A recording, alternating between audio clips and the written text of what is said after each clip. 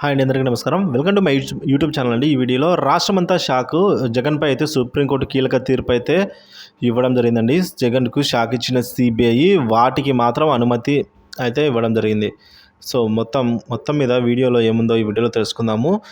So వీడియోని ఎక్కడ కానీ స్కిప్ చేయకుండా ఎండ్ వరకు చూసేయండి. అప్పుడే పూర్తి ఇన్ఫర్మేషన్ అర్థమవుతుంది. అలాగే వీడియో నచ్చినట్లయితే ఒక లైక్ చేయండి. ఇంకా సబ్స్క్రైబ్ చేసుకున్నట్లయితే మన ఛానల్ని సబ్స్క్రైబ్ చేసుకోవడం ద్వారా నేను చేసే ప్రతి ఒక్క వీడియో మీ వరకు రీచ్ అవుతుంది.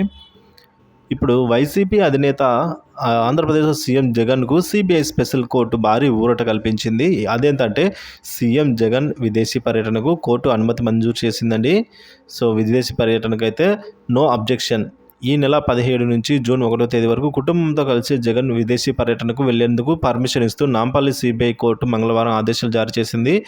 యూకే, స్విట్జర్లాండ్, ఫ్రాన్స్ దేశాలకు వెళ్లేందుకు మాత్రమే షరతులతో కూడిన పర్మిషన్ ఇచ్చిందండి. విదేశీ పర్యటనకు వెళ్లే ముందుగా వ్యక్తిగత ఫోన్ నెంబర్ కానీ, జీమెయిల్ వివరాలు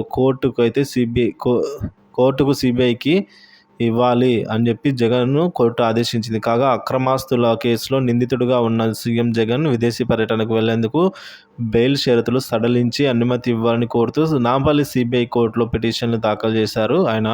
సో అందుకు గాను ఈ పిటిషన్పై విచారణ చేపట్టిన కోర్టు అనేది వాళ్ళ తాజాగా తీర్పు వెలువడించిందండి. సో మొత్తానికైతే సీఎం జగన్కి మనం చూసుకున్నట్లయితే విదేశీ పర్యటన చేసేదానికి అనుమతినిచ్చిందండి. యూకే, స్విట్జర్లాండ్, ఫ్రాన్స్ దేశాలకైతే ఈ నెల 17 నుంచి 17వ తేదీ నుంచి జూన్ 1వ తేదీ వరకు అయితే నిరభ్యంతరంగా వెళ్ళొచ్చు విదేశీ పర్యటనకు అయితే చెప్పిందండి.